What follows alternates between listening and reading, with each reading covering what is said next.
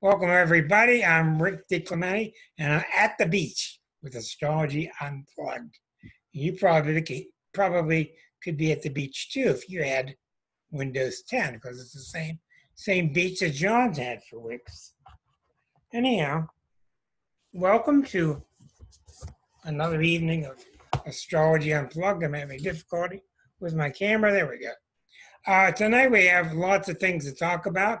We're going to do some charts here in a little bit. Then once this thing finds my focus, there it is. Couple of things. Mars is retrograde right now, and I think it's a very good lesson for you to understand, because when you hear the word retrograde, everybody freaks out and they think about Mercury retrograde. As a matter of fact, at the moment, 6 planets are retrograde, and that's not unusual. It's a little bit. Usually there's 5. But every summer, the planets go forward for 7 months and backward for 5 months. The outer planets, Jupiter on, they go forward for 7 months and backward for 5 months. The ones that are unusual, Mercury's every 90 days for 21 days. Mars and Venus are the unusual ones. I don't like what this is doing on the video, so I'm going to take that off. Come back to normal reality. Let's go to virtual background and pick none. There we go. Back to the room. All right. Hi, Susan in Cleveland. Okay. Now, here I had a really good education once, because when you talk about retrograde, everybody likes to default, Linda, they like to default to redo, rethink, reform, reintroduce, whatever. Well, that's a good global glib answer, but that's not really the answer, what retrograde planets are about. Mars retrograde is about sharpening your tools. Okay? What is your particular Mars look in your chart? Mine's in Libra. So Mars in Libra in the 9th house will be verbal skills. Okay. Once I was watching a woman, I was watching her chart. And as Mars kept progressing toward the 9th house, towards the 10th house, towards her career, she was really getting it on. She was putting all her money into her business. Everything was going really well. And as Mars retrograded, Mars hit the top of her chart and retrograded and started backward. And I was watching this closely because I don't like to guess. I wanted to get educated to what was really happening. And as Mars went back into her 9th house, she learned that she could go no further with her business until she got some more education. So Mars went back into her 9th house of education. I can't remember what happened. This was 10 years ago. She took some more night classes. She got more armed. She sharpened her chisel. She sharpened her tools. She got more arms. She didn't try to keep pushing it. That's the secret to Mars retrograde. If you push it, you'll break your chisel. Then you got problems. And it's the same with life. You know, when you're pushing something, when you're out of sync with yourself, you're going to get messed up. Same thing. So we watched it together, and as Mars retrograded back into her 9th house, she started taking some night classes. She got better equipped, and as Mars turned and went forward again, back into the 10th house, she was ready to go, and things started to move fine. So that was a real good education for me.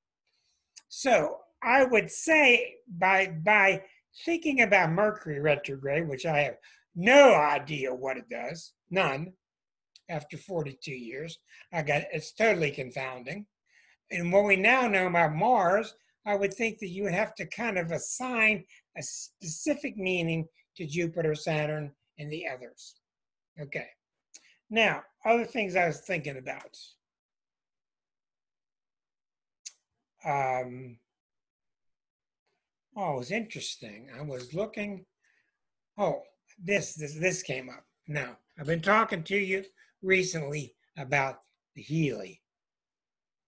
There it is. There it is. Amazing, this device. Healy. I have talked several times with Linda Veros and invited her to be a guest on my show because she knows much more about the Healy than I do. It's time for this device. Why? Because when the planets are big, big things happen. It's always a match. When the nuclear bomb comes about, nuclear medicine comes about. It's always good and bad. We get so messed up with value judgments, good and bad. But when the planets are big is when you make big breakthroughs. And this has the potential to break through the entire medical industry. Okay? How? Because it works on the quantum field. When you use the Healy, it does not matter where your client is or when. Because there's no time and there's no space. And I'm finally starting to learn, and I've been learning the wrong way to use it, but I've been using it the right way, and I'm starting to feel it. Just a general feeling of upliftment and happiness. So I'm not going to get fanatical about it. There are people who are running programs on it for diabetes, and every day they're throwing out more and more medication. They're throwing it away. Their sugar numbers are coming down. So I'm not going to get fanatical about it because I don't know enough about it. But I'm going to get Linda on here to explain it to you. Other announcements, I just got the agreement from Nook Sanchez, who will be our host. Not our host, she'll be my guest, November 19th. It'll be my 200th show. And she's an absolute worldwide expert on the Course in Miracles. And she's just unbelievable. And you got to get your seat and get yourself belted in when you get to that one, because she's going to be talking to you about how there is no world and there is no death and there is no body. And boy, she's got her arguments and she's got her perceptions, and it's just unbelievable. And it's time for that too, because it's quantum. What does quantum mean? It means we're all in this big field. We're all in this great big mental field together. One big mental field, the mind. It's real hard to talk about because they're so glued to being bodies. But Nook is an absolute expert. She's from Australia. She will be our guest on November 19th. But tonight I wanted to start off by doing more charts, because doing charts is how you learn, because you see the pitfalls, you see what a chart seems like, then you start to see what a chart's really like, etc. Before I go to Claudia, who I'm going to work on, I wanted to mention something to you. All right. In 1965, the 60s came to a pinnacle. I talk about this a lot because it's a big deal. October 8th, 1965, Uranus and Pluto were together at the 18th degree of Virgo. And as you do astrology, you will start to get sensitized towards certain degrees. Okay? The 18th degree of Virgo is a big deal. That's where Uranus was approaching Pluto all through the 60s. It caught up with it on October the 8th, 65, and then it passed by because it's faster moving than Pluto. So we say that the Uranus or the Pluto or the 60s generation, the 60s revolution took place from 60 to 71. 60 to 71. Okay, so the 18th degree of Virgo, and if you look up the meaning of the 18th degree of Virgo, it has to do with intuition.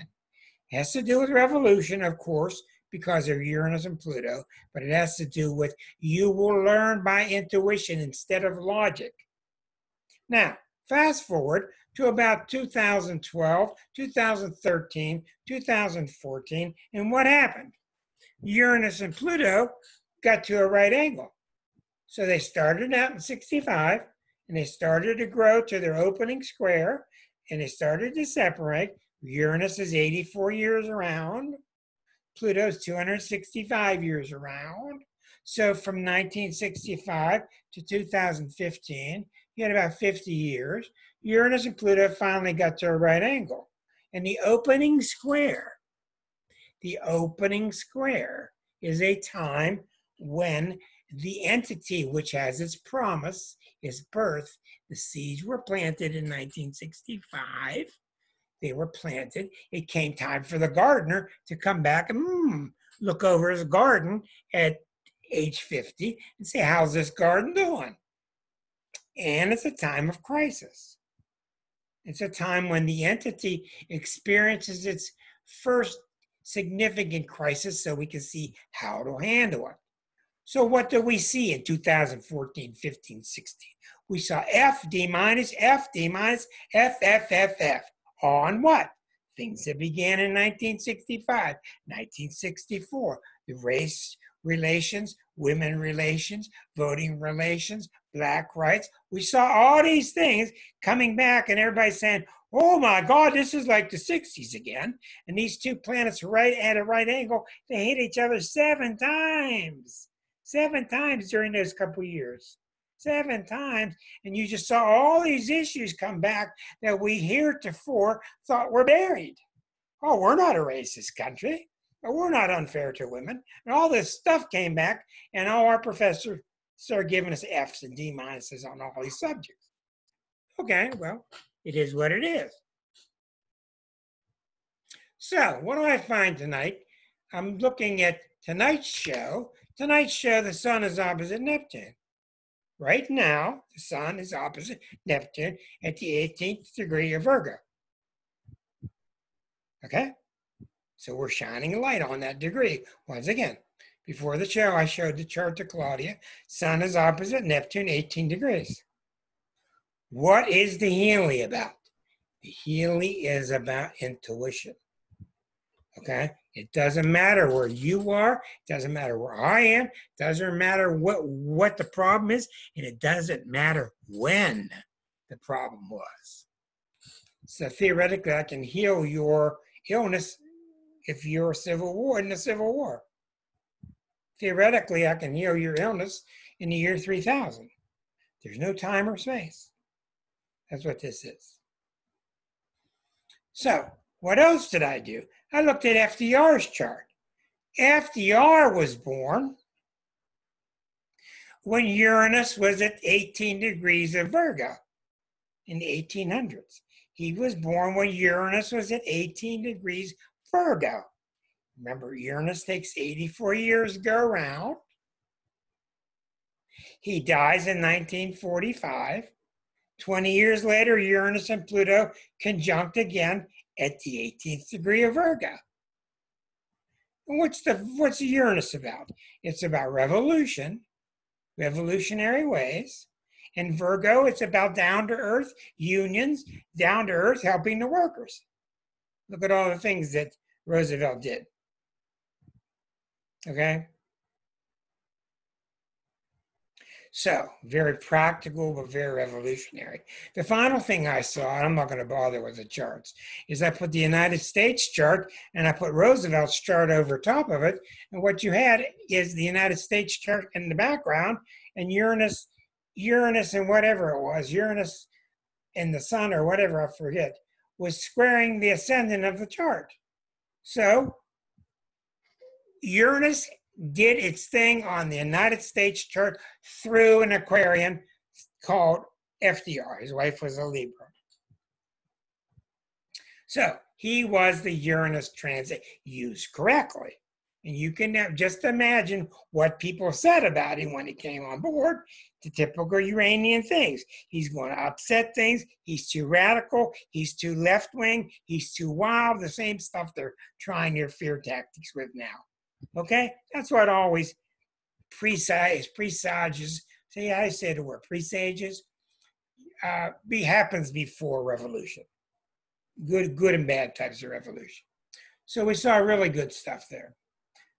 Before I get to Claudia, I do want to take a moment, because I talked to Anita earlier, and I want to show her the chart of his wife, Eleanor. So, she was a Libra. There she is. Eleanor's chart's pretty remarkable, really. Now, what do you see here? What was interesting about FDR's chart is FDR had a bucket pattern to Eris, which wasn't to be discovered till what, 100 years later? 100 and some years later. So it was active in his chart because he had the type of entity which was sensitive to it. Most people couldn't vibrate with it. But he was Arisian. What is Eris about again? If it ain't fair, I'm going to fix it. If it's unfair, we're going to make you counted. If you're not counted, we're going to get you counted in. He had to do it in many, many ways that were truly revolutionary in a Virgo sense. Down-to-earth ways, people digging roads, people digging paths, people providing all kind of workman solutions to the problems that we had, put people to work after the Depression. Here's Eleanor's chart. Remember, she's a Libra. And Libras are what? Libras are idea leaders. Idea leaders. They want to affect the way you think. Time for water. Look at her chart. Maybe I got that confused. Bucket pattern to Eris. Yeah, it was her. Bucket patterned Eris. Eris at 16, 16 rising, 1636, 1627. This woman was extremely Arisian. They say Eris is the ruler of Libra. Okay, so you got the Libra out there teaching you about savviness, how a world should work, etc. But she's a fighter. She's a fighter for things that are unfair. She's a fighter for people that aren't represented. These are not Libra qualities. These are not Libra qualities. They are Libra qualities in a mild sense. But you have Eris squaring the ascendant. That's a big deal. This is why she was such a rebel. It's why she was attracted to him. And it's why they worked so well together. She had her own mind, though, which is not always the case with Libra women. Not always. Pluto, Neptune, Jupiter, Venus, Uranus, Mercury. This is brilliant. So she's very, very smart. Uranus, Mercury. The moon is in Cancer, which is really, really good. A Libra can really use a moon in Cancer because they're not typically real emotional people. And they're tactful and it can be pleasant, but a moon in Cancer gives them more depth and warmth and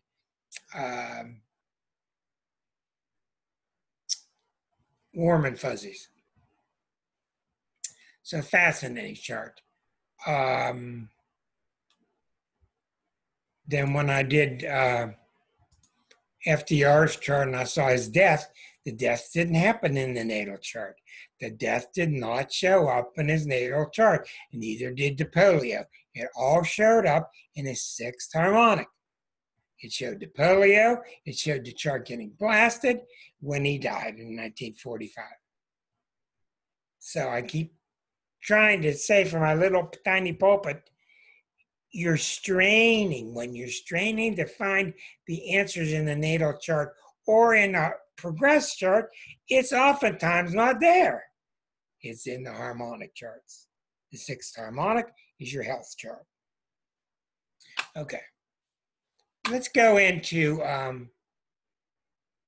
reading charts as I promised for Claudia. I'm going to ask her to unmute herself, and we're going to put Claudia's chart up.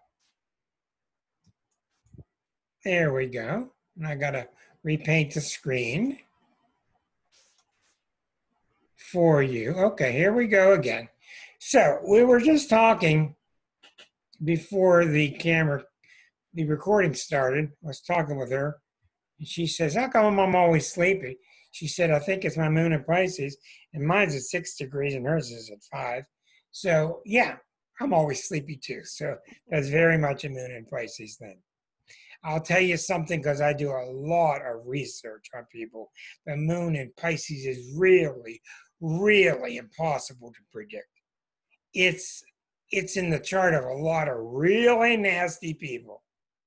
A lot of really nasty people have the moon in Pisces.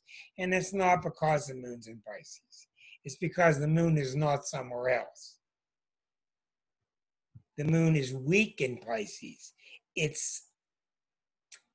steps to the side. It yields. So if there are problems in the rest of the chart takes over and the moon doesn't fight back. But that's why you see people like Joseph Mengele with moon in Pisces. And many of Hitler's slaughterhouse people were moon in Pisces people.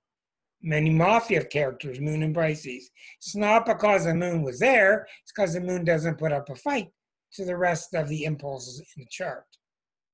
Anyhow, in this case, the moon itself is very passive. It's very pleasant.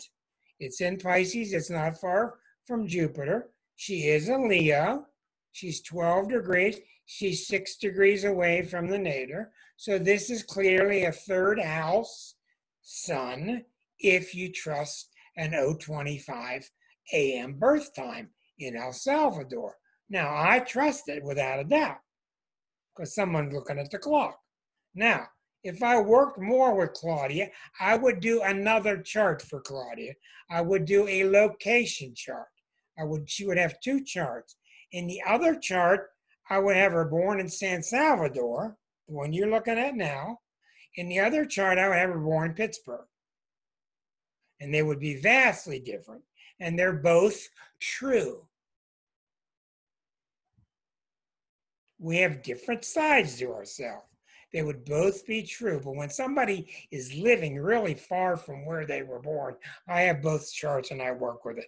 I work primarily with the birth chart, but the one in Pittsburgh will show what her life will be like living in Pittsburgh versus living in El Salvador. Okay, I'm not going to get into that now, but that's a common thing with astrologers to work with a location chart.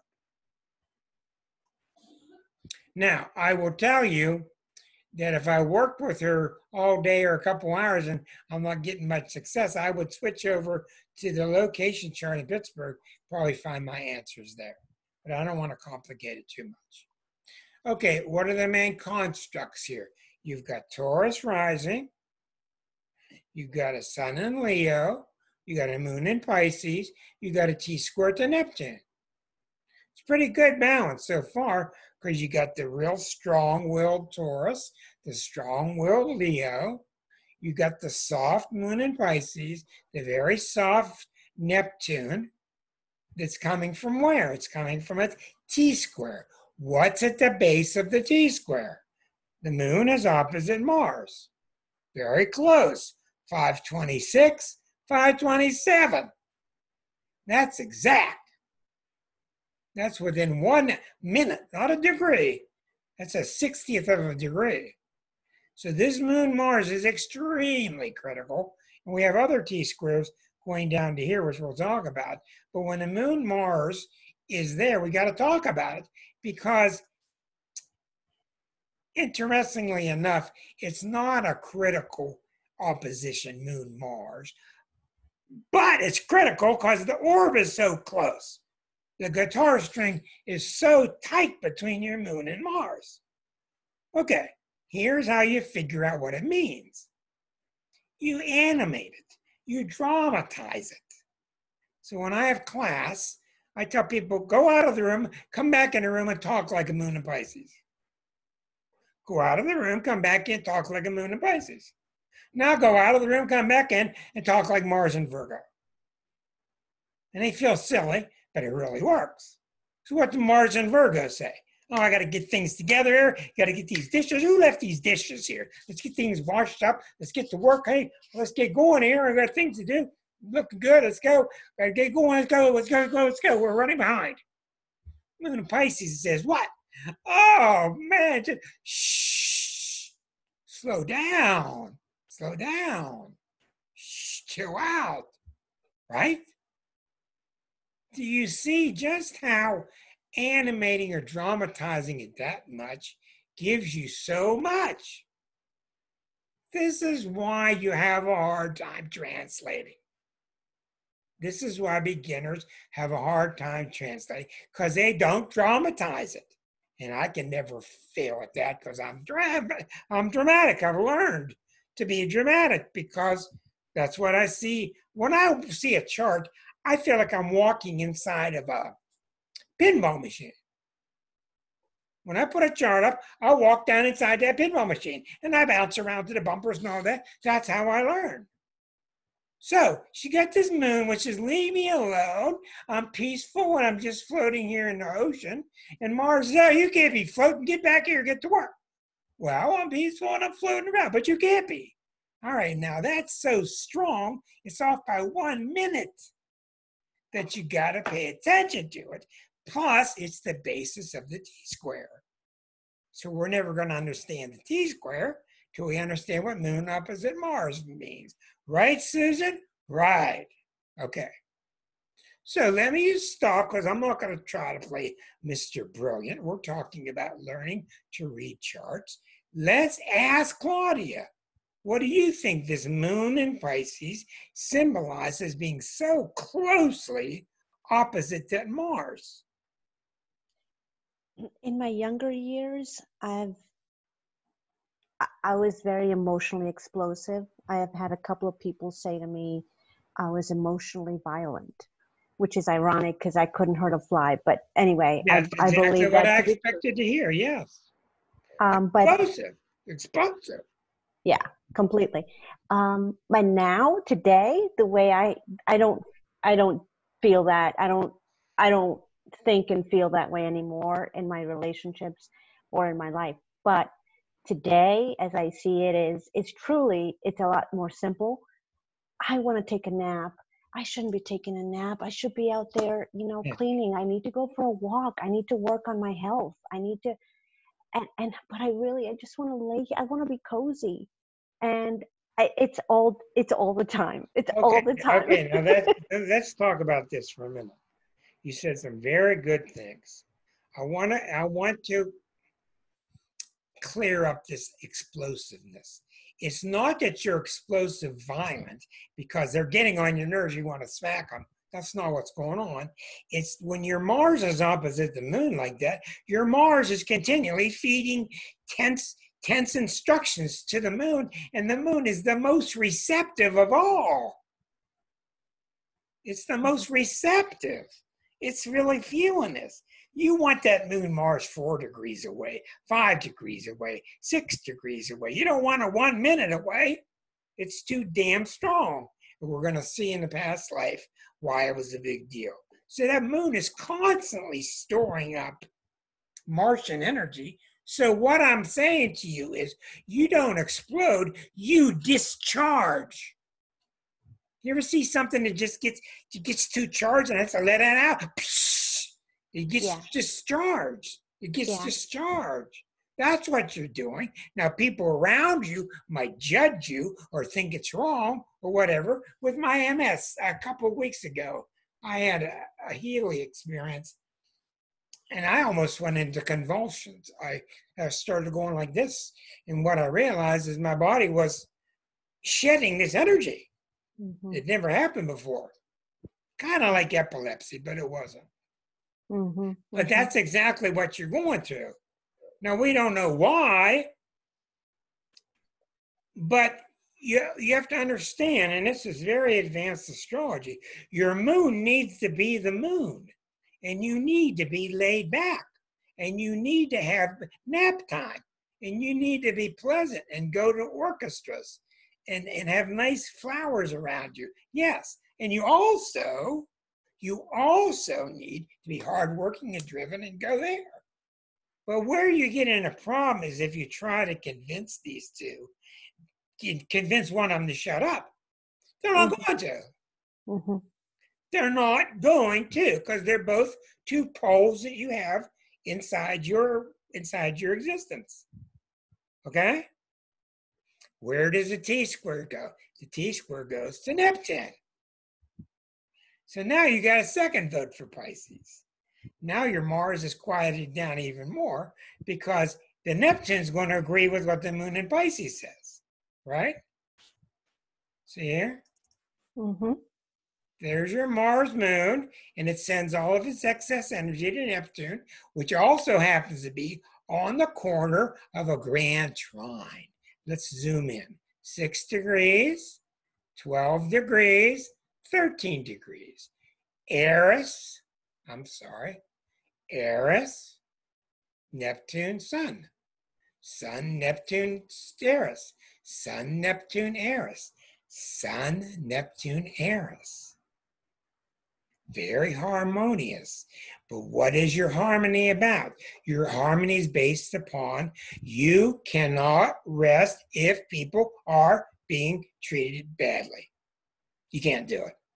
You just can't stomach it. You can't handle it. If people are being treated unfairly, it knocks you out. Forget it. You got to do something about it because you got a grand trine. Sun, Eris, Neptune. Yep. So your whole spiritual life is based on that. Now, let's think about this. Most people make the mistake in my advanced readings. Most people make the mistake of coming into this lifetime and they want to perfect their life, so they make sure they get into the pearly gates. Okay? Your chart is not about whether people are at peace or not. Your chart is not about solving the world's problems, although Pisces planets are real obsessed with that. Your chart is about settling this stuff inside yourself. Mm-hmm. That's what I keep telling everybody because I'm talking to myself. Mm-hmm. The chart's all about settling your own junk, your own stuff. I think Susan is painting a masterpiece or something over there. I'm not sure. I just see all these hands flying around. You understand what I'm saying? We're all so noble. We're going to save these people. We're going to do this stuff. It's all bullshit. It's just bullshit. I mean, it's very noble to want to help people and all that, but 95% of it is avoiding ourselves. That's what it's about. We're avoiding ourselves. And I see all these charts about all these noble causes that everybody wants to do. I come in this lifetime because I want to help people. But that's not what it's about. What it's about is getting yourself in balance, because when you're truly in balance, you're going to return from where you started because you never left to begin with. That's why you don't have to help anybody, because there is nobody else. You wait till Nook gets here. There's nobody here but us. Just one of us. Whew, you wait. This woman's special. Yeah. So it's not a matter of judging yourself because you want to help people in that. It's just inaccurate. It's not accurate. What your chart's really talking about is I've got to stop whatever it is inside of me that treats different parts of myself unfairly. Yeah. Whatever I've done or whatever I've been given in this life, where I treat myself unfairly, where I treat different parts of myself, I exclude certain parts of myself, that's where the Arisian victory has to happen. Inside of me, not out there, not with others. And the funny thing is that the more you settle your own peace and quiet inside yourself, it automatically heals people around you. You see my point? Yeah. Oh, totally. Okay. So we're going to keep working on this because this is not simple. What did you want to say? Well, I do lately. I've been thinking. I'm a life coach, or that's one of my it's one of my aspirations. Right. And the truth is, I now have such a respect for people who are on their own journey. I can't possibly, not that I ever really thought I could actually help people. They have to help themselves. But now I see it on a whole deeper level. And the more I just accept myself completely, wholly, exactly. That's exactly right. That's exactly right. So let's continue because we got a lot to do here. We come down to these other possible T-squares. We look and Uranus is opposite Chiron, and I told you that's 24, 24. Well, you got a lot of tight guitar strings in this chart. I know. 24 and 24, that's the opposition that we all have for 37 years. That's the opposition that produces astrologers.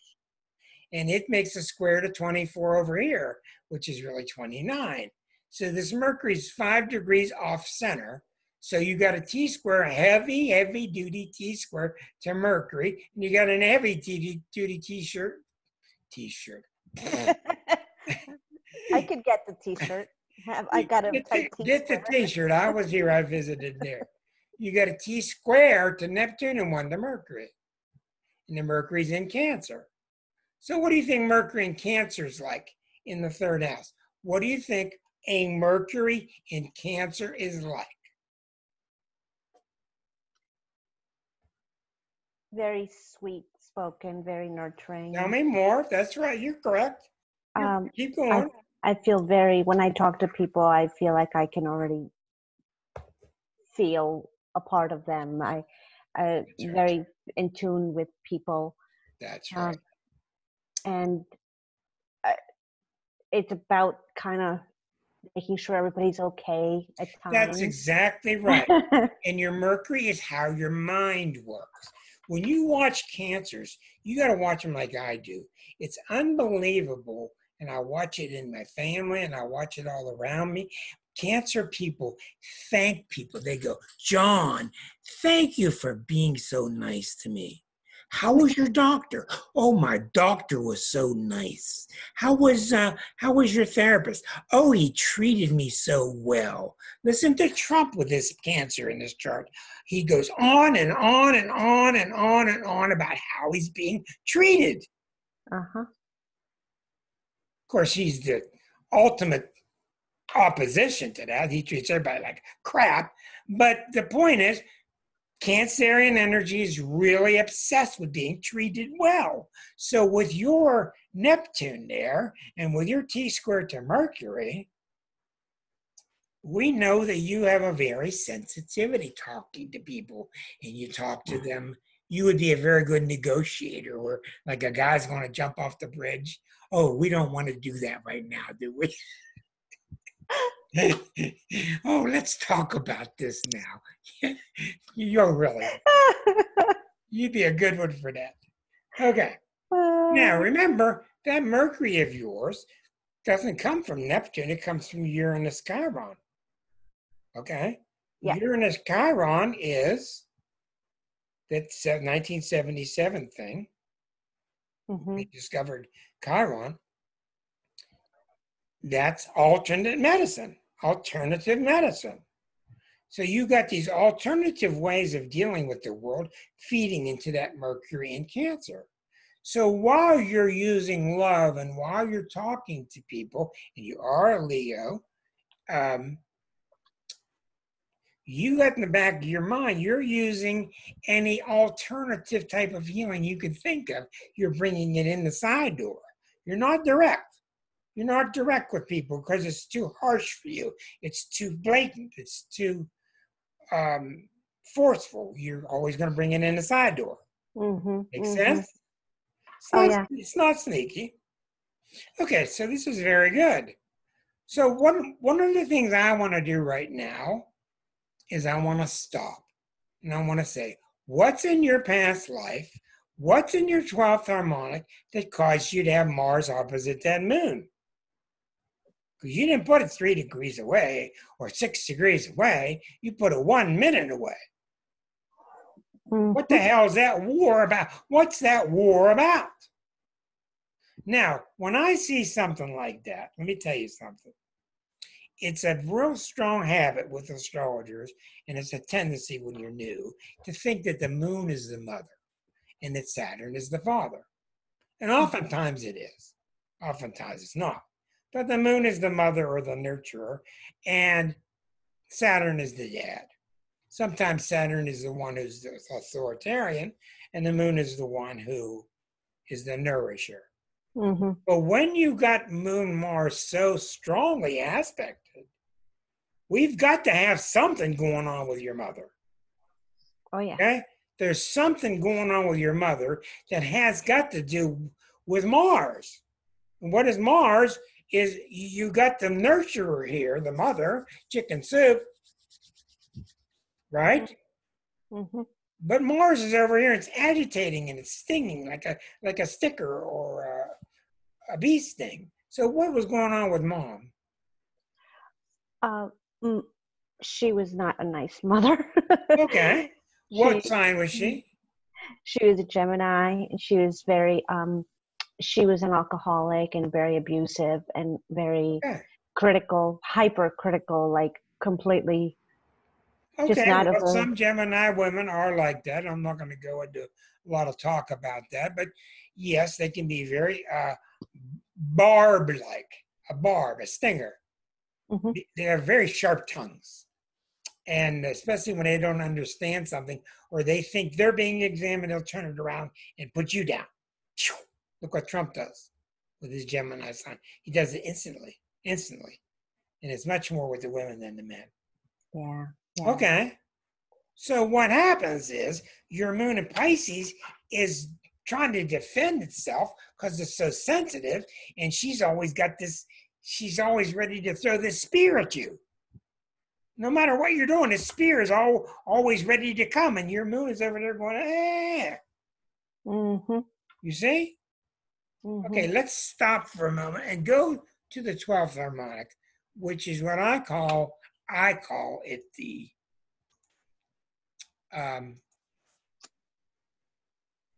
spiritual transcript. That's what I call it. Here are your harmonics. The computer has a little thing called the Astro Assistant, and he does all the harmonics at one time because I programmed it that way. Mm. And he does the 4th, 6th, 8th, 10th, 12th. Those are the ones I work with because the other ones don't produce much for me. Occasionally I use other ones. You notice they're all even numbered. 4th harmonic is about your emotions. 6th is about your destiny.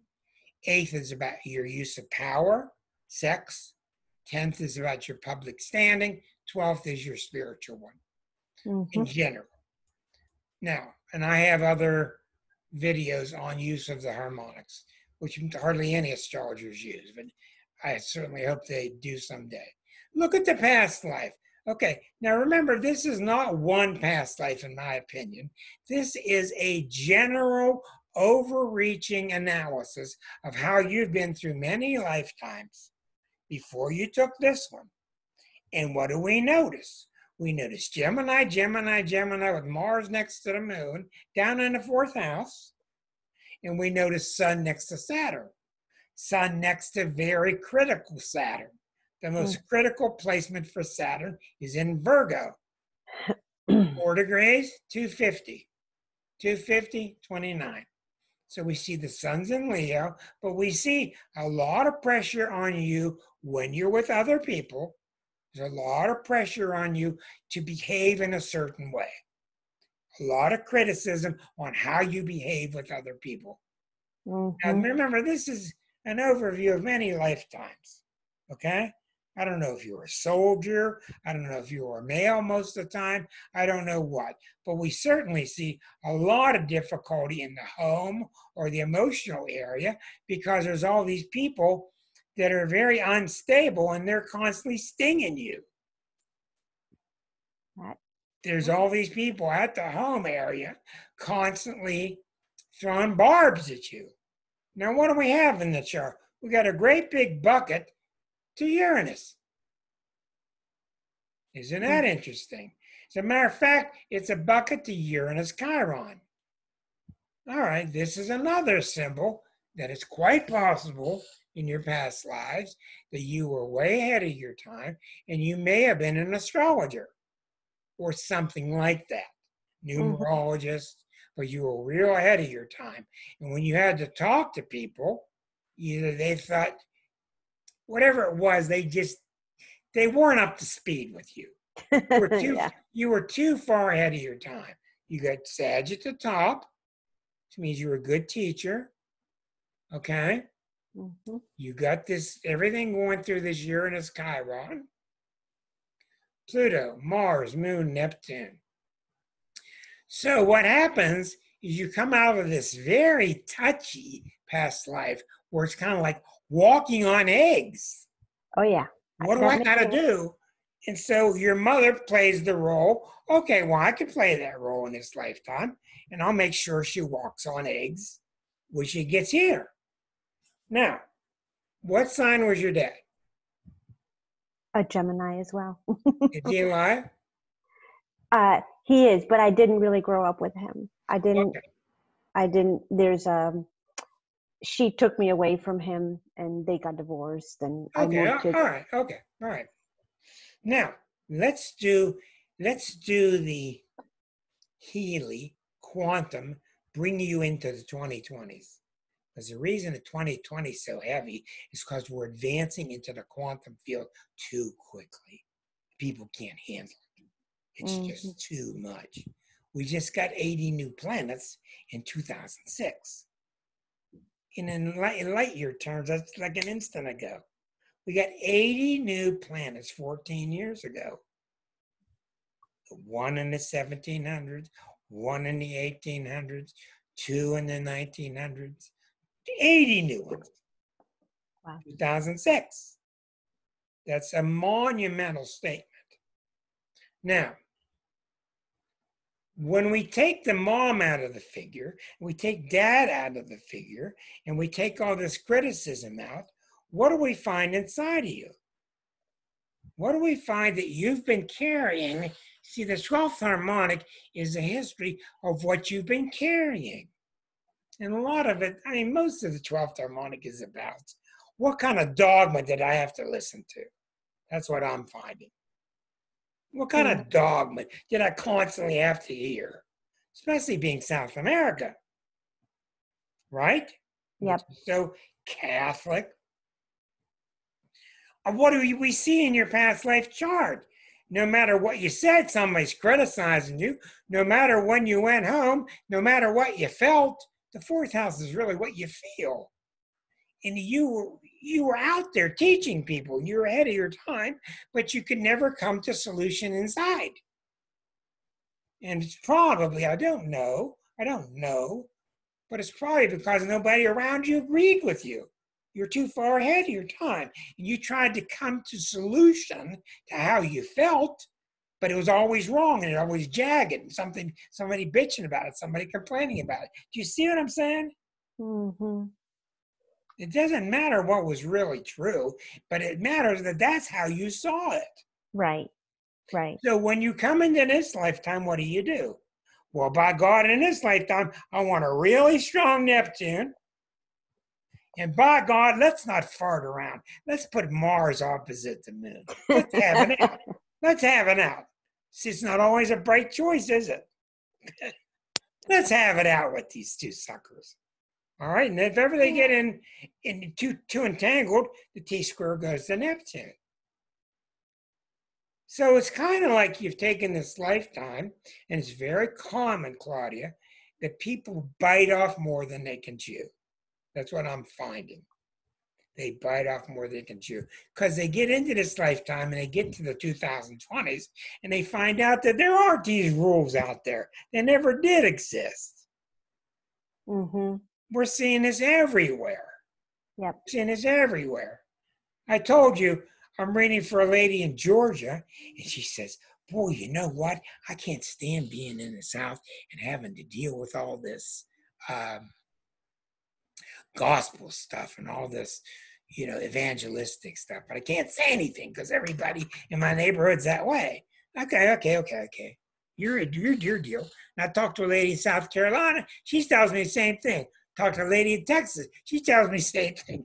I said, you're all telling me the same thing. Why don't you get together and throw the whole damn thing out yourself? See, and that's what we're heading towards. Oh, yeah. That's what we're heading towards. And it's very threatening. Because people think you're anti-God. They think he's some guy up there, that you want to throw him out. It ain't no guy up there.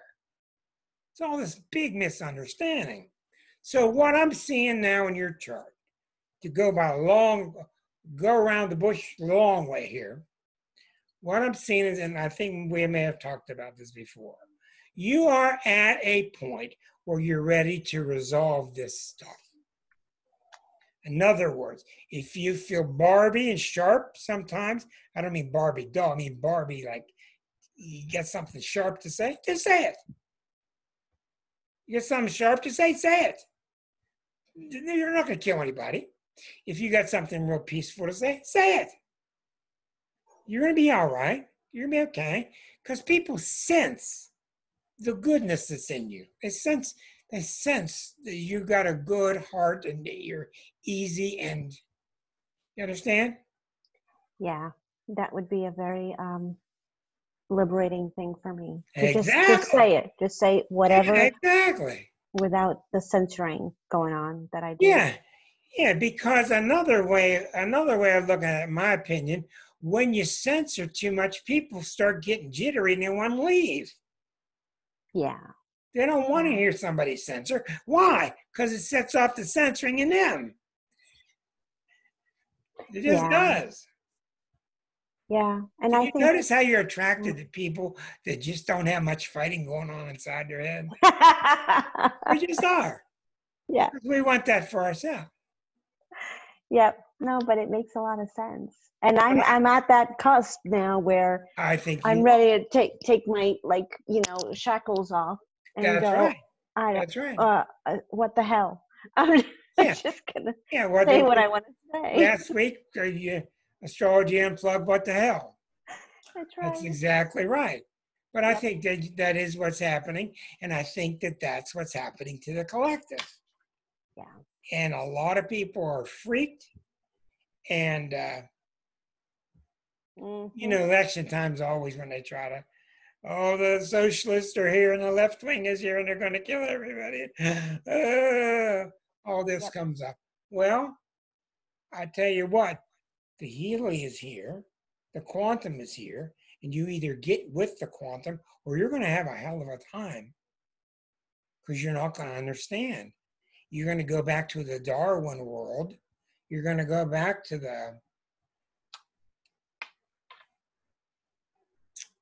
what's the physicist's name? I forget. Linda, what's his name? What's the famous physicist? Stephen Hawking?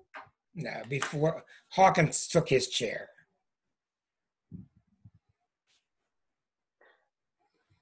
I don't know. It's the one that figured out how to get to other planets. Well, we're all getting old together. We're getting old together again. It's not Darwin. We're all gonna figure it out after. Come on, John, help me out here. I can't hear any of you because you're all muted. You're not talking about Elon Musk. Way before him, hundreds of years ago, the physicists they figured out all of the dynamics between the planets, and the apple fell on his head. Yeah, Isaac Newton. Yeah, Isaac Newton. Newton, that's it. God, my show's getting bad. I got 20 minutes to figure out Newton. Okay, we're going to either you get your hands pried into this Newtonian world, which doesn't work anymore. Because it's all quantum. Mm-hmm. Mm-hmm. Push something, it falls over. Not in the quantum world. There's no cause and there's no effect. Either one. Ooh, it's a hellacious new world we're in now. What's that do to politics? There's no cause and there's no effect. Well, you got to have cause and effect if you got somebody to blame. Mm-hmm. Anyhow, back to your chart. Let's go back and take a look. So what's going on? There's your 12th harmonic. And usually, I haven't even looked at this, but usually when I'm reading a chart like this and you're going through unchaining, well, you're unchaining yourself from the past, you'll see it in the 12th harmonic with a present day planet. Well, where's all the stuff now? All the planets are right here, 23, 24, Capricorn. Saturn, Pluto, everything is right on that Chiron there. Okay? And Chiron is all about, Chiron and Capricorn I've learned a lot about because I've got it. Chiron and Capricorn is there's one way to do it, and that's the way you do it. And it's just wrong. No one way. So, what do we want to do? At the end of all readings with Claudia here, all readings come back to you're a Leo, and we got to get you to become the peacock. You are the peacock. And if you spread your wings, you're not going to get your wings stomped on. You're not going to get them bent up. That's the fear of living with that Gemini all that time and all the abuse that she put people through. You need to let your wings out, your feathers out. That's what Leos want to do. And everyone you talk to, they want to do what Susan's doing. They want to create music. They want to draw. They want to design. Now tell me how this fits with you. Oh yeah, it fits beautifully. Come closer, please. Come closer, please. Can you hear me okay? Yeah. Okay. It all makes sense. It fits very well. Interestingly enough, all my significant relationships have been with either Sagittariuses or Geminis. But as of a year or two ago, the unshackling has been happening and more so. And I feel like I'm owning my Leo-ness more than ever. Exactly. I'm very, dance. I have a dance and theater background, and I feel like for a long time I've kind of suppressed that. Well, of course you did. Of course you did. Now remember something from reading this book. It's in here. It's in here, and I really suggest you read my book if you haven't. One of the main things about Leo, there are two really main things about Leo. One is they need respect. Mm-hmm. And when you don't give a Leo respect, so you got parents that didn't give you respect. And that's what you need, just like food. Oh, yeah. The other thing about Leos, oh boy, I really am getting bad in my memory. Leos live their life constantly needing affirmation from the outside world. Mm-hmm. But as they get older, they learn to affirm themselves. And if you don't go through that lesson, if you don't learn to confirm yourself, you're always addicted to the crowd. That's what brings about Leo jealousy. It brings about an ugly side to Leo when they're not an ugly side. They're a beautiful sign, loving sign, the heart, the sun.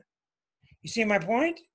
Oh, yeah. So as you get older, you're going to start confirming yourself instead of having someone else have to do it. Yeah, it's been happening in the last year in particular. I have a new sense of self-respect, a new respect for self because I left a relationship and the one prior to that was so disrespectful and that was so. And I'll bet you as soon as you left that, things went sky high. Yeah, all of a sudden, the biggest thing you can do in astrology, leave somebody who's the wrong relationship. Everything, the next day, the next minute, whoosh, everything just goes sky high. Doors open for you. What happened? Oh yeah, I got my certification. I decided I was going to follow my coaching.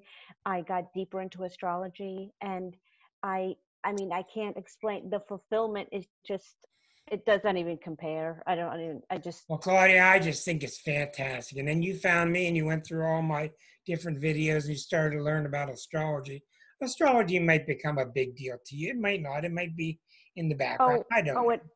It has been for 10 years. Well, it's going to be, but remember, your main thing is about being creative, you know. Mm-hmm.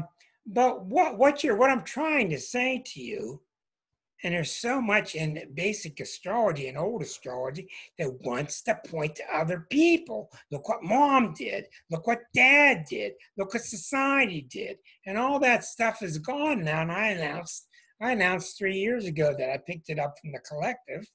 I picked it up from the collective that the age of mea culpa is over.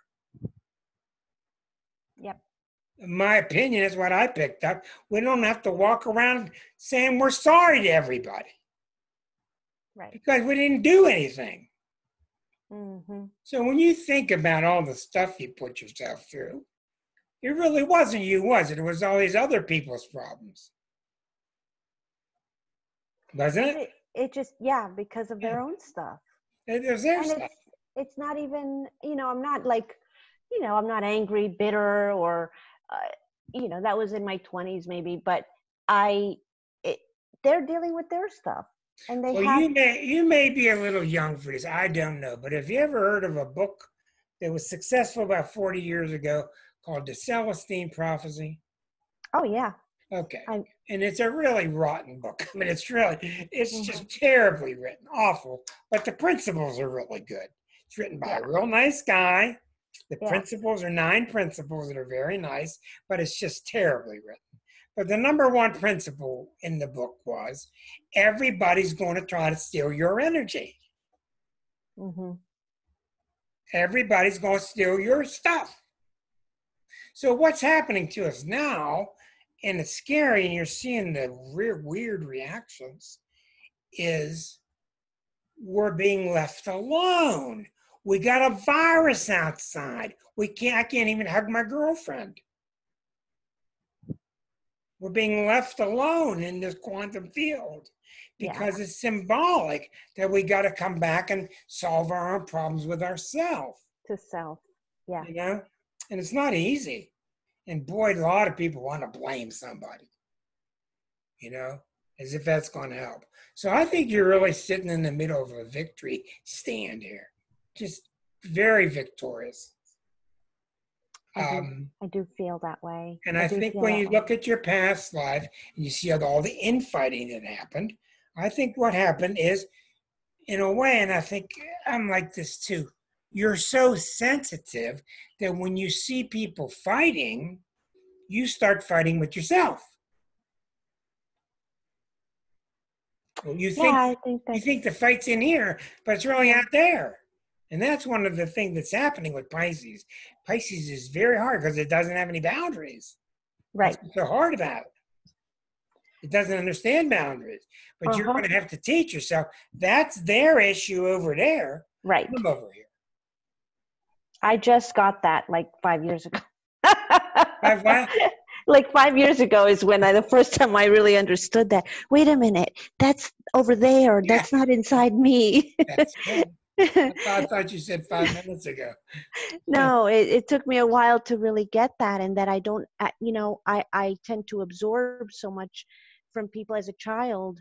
And, I think children can do that anyway because they are so spongy. But I was very sensitive. I mean, I still am, but that sense of the boundaries, that energetic boundary it's not, and it's not just protective. It's just, that's their stuff. Put your mic a little closer, please. Yeah. Yeah, and it's not, a judgment thing. It's just, that's their stuff, and I'm over here, and I just have to remain that's calm a in myself. Pisces way of being nice, is I will share your load with you. You can't do that. Not in a healthy way. You can't do that. You cannot do it. You can say, I'll be with you. I understand you. I'll always be next to you, but I can't carry you. Correct. It's not possible. Right. Let's take a look at your solar return, because birthday's close by. Okay. Yes. Okay. And your birthday's when? August 5th. August 5th. So we just had it. All right. So here's your sun. Here's your natal chart. We go to return chart, and we're going to do it for the Pittsburgh area. I think also what we should do before we leave, let's do a locality chart for you. Instead of the one where you're born there, let's do one as if you're born in Pittsburgh. Okay. I think it'd be very intriguing. Okay, here is your solar return chart. A solar return is what it says, the sun returns. It's your birthday. The sun comes back to the same spot. It's got nothing to do with the date. It's got to do with how it's lined up with the stars. So your birthday this year is August the 4th at 5:32 in the morning. And every year it's slightly different because the sun doesn't travel on a perfect circle. Okay, so look at what you're doing this year. Look, you don't even need to stare at this. Mercury, Saturn, Mars. They're so angular. Mercury, I'm going 4 degrees from Mercury, from the ascendant. Saturn, 5 degrees from the descendant. Pluto's too far away. Mars, 1 degree. My mind, I'm going to get my mind together and I'm going to assert it out into the world. I'm going to take what I'm thinking, I'm going to get it together and solidify it.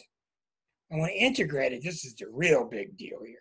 This is a huge matter all year is Mercury, Saturn, Mercury, Saturn, Mercury, Saturn, which means I want to solidify the way my software works. I want to throw out the junk and I want to solidify the way my mind works. And to show the world, I'm going to project it out into the world into my actions.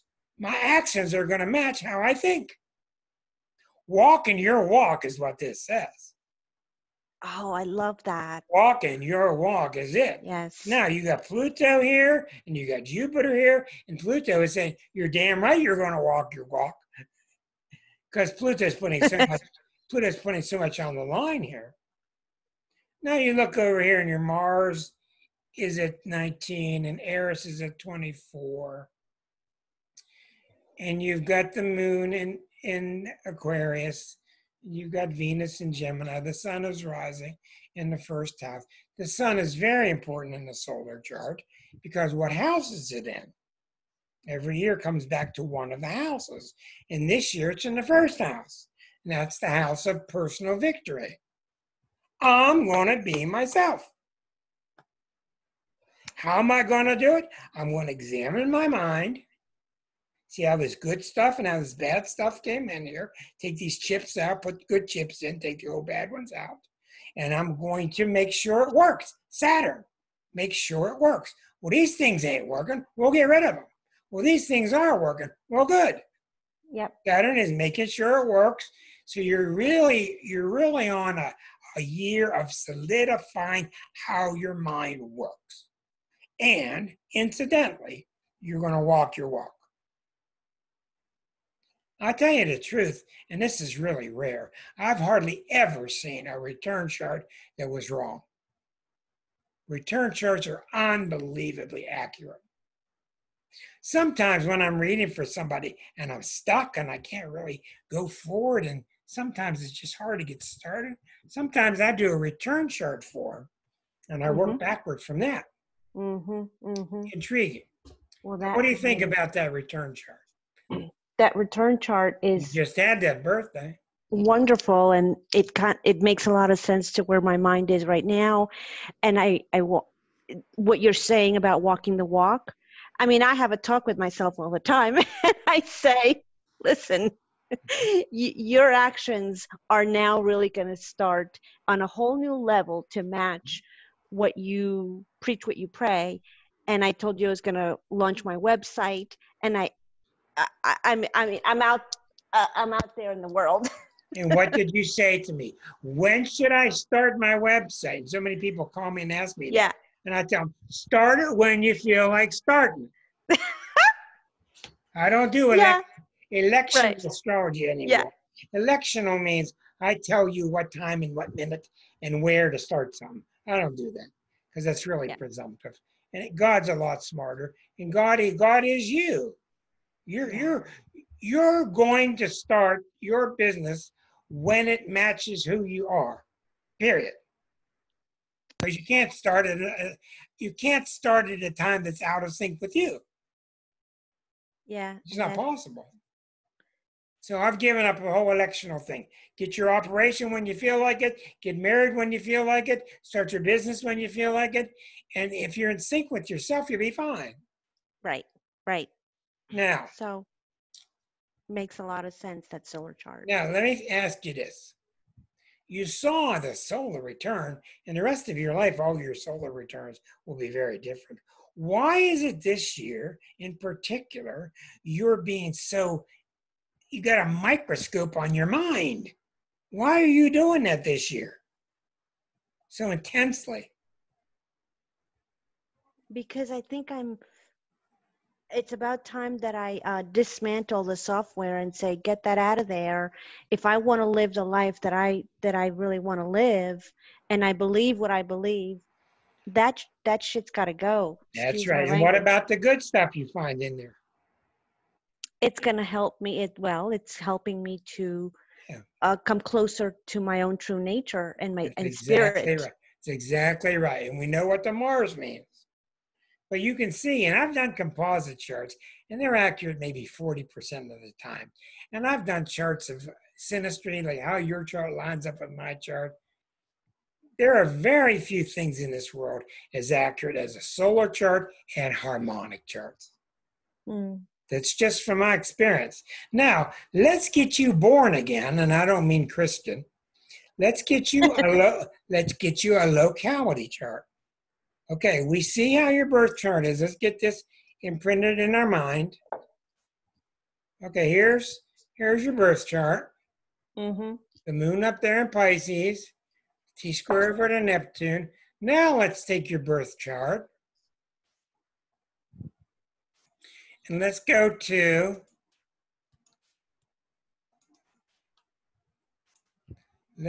locality. And let's treat you as if you were born in Pittsburgh. Here comes your birth chart. It'll be dramatically different. Okay, now, no, we don't want that. We don't want that chart. That's not right. Okay, let's take your birth chart. Let's go to here. Let's take you out of San Salvador and put you in Pittsburgh, PA. Mm-hmm. There you are in 1974. Do you see it? Mm-hmm. Mm-hmm. Look at the chart now. Now, all that's happened is your moon has moved over from here to there. Mm-hmm. You still have Taurus rising. Yep. So your chart didn't change that much. You know why that is? Because the longitude's about the same. We don't think of it in America, but when you're in America, South America's over here. Or on your screen, it's over here. It's below us and far to the right. We think of it as below us, but it's not. South America is below us and to our right. So that's why your chart didn't shift much, because the longitude stayed very similar. Yeah, a little bit. We see the sun. Mercury became much stronger. So if you were born, in fact, in Pittsburgh, and the fact that you spend most of your time here, right? Yeah. Mercury's much stronger in this chart. So this place is a much better opportunity for your mental development than in El Salvador. The Neptune's similar. The Capricorn is at the top instead of Sag. Interesting. Well, in my natal, it's Aquarius. In your natal, it's Aquarius. Okay. So not much difference from Aquarius to Capricorn. Yeah. Okay. So it changed, but not a whole lot. But anyhow, your chart is a very intriguing one. And you see, where would I be without the 12th harmonic? Yeah, you really. Where would I be? And about 15 years ago, I said to Liza, why are these charts the way they are? They are that way, but why? And I started to resume harmonics, which I'd done by hand 40 years ago. And I said, wow, these things work, because most harmonics, people don't do them like I do. They don't believe that a planet can be in a house and have an aspect to another planet, etc. Well, I've proven it to myself a million times. Mm-hmm. But when I brought the 12th harmonic in, we haven't even looked at your 6th harmonic, which is your destiny and your hero's journey. Let's see what it says. Here's the 6th. That's the 4th. Here's the 6th harmonic. Okay, let's get it on your screen. Look at this chart. This is your destiny. This is what you should be doing with your energy. Look at that. Where does your eye go to immediately? Mine went to Saturn up in Sag. Of course it did. Sun, Saturn. Yeah, look at that. Look at that. Yeah. Okay. Okay, now what Saturn and Sag means, and these people tell me that the planets in the signs don't mean anything. Well, they're wrong. And transits to these planets don't mean anything. Well, they're wrong. Mm-hmm. Mm-hmm. Saturn in Sag means I really want to follow the law. Whatever you think is your spiritual law, Mm-hmm. I really want to follow my spiritual law. Saturn in Sag is very strong. It's actually kind of dogmatic. And look what's opposite, the sun. So why are you, and it's in Sag, remember the past life you were very much a teacher? You're way ahead of yourself. Why are you doing this? What you're actually doing when you have a construct like this, you're kind of saying to people, find your spiritual belief and follow it. Yep. It's in Sag, so you're not saying, I know the answer. If it was in Capricorn, you would be. Right. You're saying, find your spiritual belief and follow it. And the moon is opposite Pluto, and it's next to Mars, and it's in Scorpio. This is very intense feeling, but that's what this is about. This 6th harmonic is about. Find what you believe, and that's going to come to you after you update all the software. See? Oh yeah. You won't be following the junk anymore. Find your truth and go. And you talk about being a coach. Mm-hmm. That's what you're going to coach. Well, that's my That's what you're going to coach. that was spiritual life coach. Yeah, right. But it's like, I'm telling you, it's different than just the spiritual life. It's going to be about what do you believe, follow it. Right, right. No, I'm with you. Put your mic up there, please. Yeah. Yeah, no, I'm with you. And I that makes a lot of sense. That 6th harmonic was really, it adds so many layers to passion. Very strong. So overall, I got the feeling like this. When I add it all up together, I think you're really relieved. And bygones be bygones. There's no resentment. What everybody else think. Let's say goodbye to our YouTubers and thank them for being with us, and then we'll bring it home here. But thank you for joining us.